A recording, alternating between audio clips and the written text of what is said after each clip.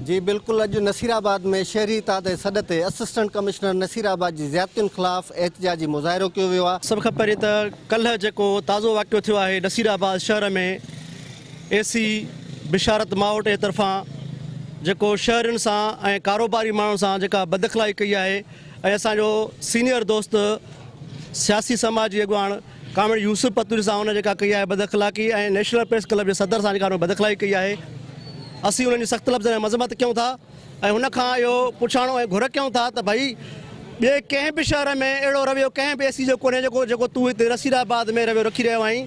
अॻ में असां वटि यारली शाह हुयो एसी त के बि मामला थींदा कुझु बि थींदो त हू हर तनज़ीम जे अॻुवाण घुराए मीटिंग कंदो हुयो।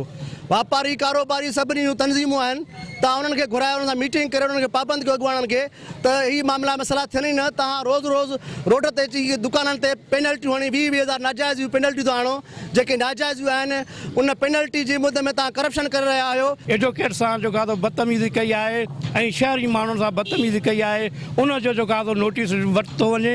असीं DC साहिब खे इहा गुज़ारिश कंदासीं त हिन खे जेको आहे फ़ौरन हटायो वञे। हीअ अवाम आज़ार आहे। अॼु असांजो एहतजाज असां मुतालबो था कयूं इन करप्ट ऑफिसर खे हटायो वञे। तव्हां ॾिसो था त मुसलसल हिन असां हिन करप्शन जेकी कई आहे, जेकी हिन पंहिंजे नसीराबाद में बाज़ार गरम करे रखी आहे, उनजे लाइ सॼो शहर सुरापा एहतजाज आहे। असांजी का हिन सां ज़ाती दुश्मनी कोन्हे या असांजो को हिन सां जहिड़ो आहे, पर हिन खे को अदब बि कोन्हे, को अख़लाक हूंदो आहे, को वॾ नंढाई हूंदी आहे। हीअ जंहिंखे तंहिंखे जेको आहे सो उते जो उते तारा ॾेखारे जेको आहे सो चवे थो तव्हां इंजेक्शनूं करायूं कहिड़े मुल्क जूं करायूं ऐं तव्हां जेको आहे सो असांखे इहो कहिड़ो मैसेज ॾेई रहिया आहियो। बदअख़लाक़ी कयो था, बदतमीज़ी कयो था। मां असिस्टेंट कमिश्नर ऐं खां मुतालबो थो कयां त एसी खे जल्द अज जल्द हटाए वञे, असांखे बाइख़लाक़ जेको आहे एसी मुक़ररु कराए वञे। जेसिताईं उनखे न हटायो वेंदो तेसिताईं असांजी एहतजाजी तहरीक जारी रहंदी। कैमरामैन सज्जाद कलोड़ो सां गॾु अल्लाह बख्श कुरैशी, सिंध TV न्यूज़, नसीराबाद।